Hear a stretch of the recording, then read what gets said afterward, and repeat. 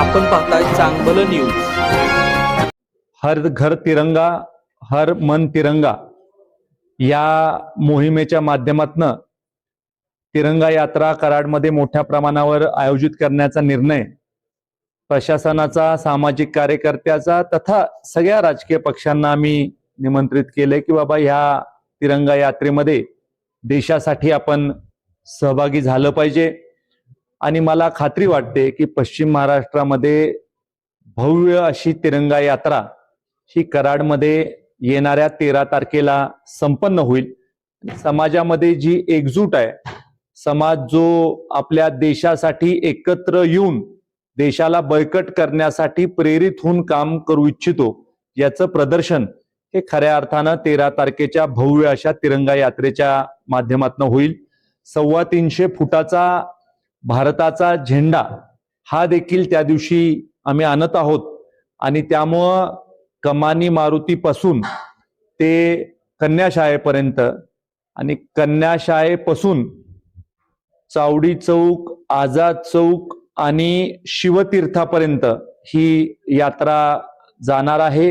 आणि मोठ्या प्रमाणावर कॉलेजमधले विद्यार्थी असतील, त्याबरोबर पदवीधर असतील आणि विविध सामाजिक राजकीय कार्यकर्ते, नागरिक या यात्रेमध्ये सहभागी होतील। प्रशासन देखील मोठ्या गतीनं या यात्रेला यशस्वी करण्यासाठी हे आता कार्यरत आहे आणि ढोल ताशा असेल, विविध सांस्कृतिक छोटे छोटे कार्यक्रम असतील, हे देखील आपल्याला या यात्रेच्या निमित्तानं तिथं देशाला एक वेगळ्या प्रकारची सांस्कृतिक बळकटी देण्याच्या दृष्टीनं देखील एक छोटासा कराडकरांचा, कराड तालुक्यामधल्या लोकांचा, सातारा जिल्ह्यामधल्या लोकांचा हा प्रयत्न निश्चित स्वरूपी असेल। त्याचबरोबर तालुका क्रीडा संकुलाची बैठक ही देखील इथं झाली। कैलासवासी खशाबा जाधव क्रीडा संकुलाच्या कामाला गती देण्याचा निर्णय आज बैठकीमध्ये झाला।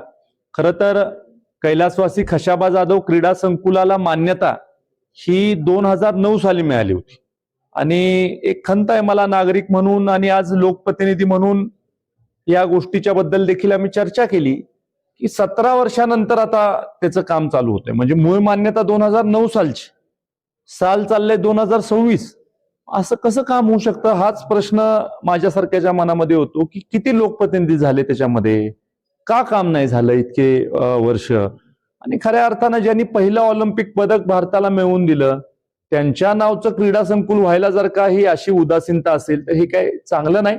पण तरी देखील आज आमचं महायुतीचं सरकार आहे, या सरकारच्या माध्यमातून मुख्यमंत्री देवेंद्र फडणवीस साहेब असतील, त्याबरोबरच आपल्या क्रीडा मंत्री म्हणून आदरणीय सुनेत्राताई असतील आणि एकनाथराव शिंदे साहेब असतील, यांच्या माध्यमातून आम्ही हे ताकदीनं काम पूर्ण करणार आहे आणि महाराष्ट्राला खऱ्या अर्थानं आदर्श वाटेल अशा पद्धतीचं एक क्रीडा संकुल। आणि विशेषतः आपली कुस्ती ही एक परंपरा आहे, विशेषतः पश्चिम महाराष्ट्रामध्ये खूप मोठं कुस्ती संकुल होणं गरजेचं होतं। ते कुस्ती संकुल इथं आपल्या कराडमध्ये होतंय आणि आंतरराष्ट्रीय दर्जाच्या मॅट्स या देखील आपण त्याच्यामध्ये इन्कॉर्पोरेट करत आहोत।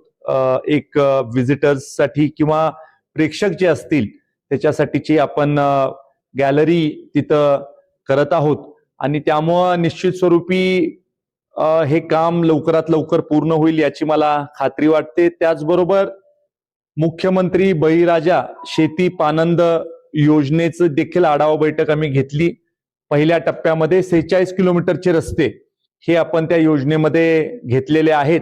कराड तालुक्यामध्ये सगळे रस्ते अ, ब, क आणि ड असं वर्गीकरण आपण केलेलं आहे।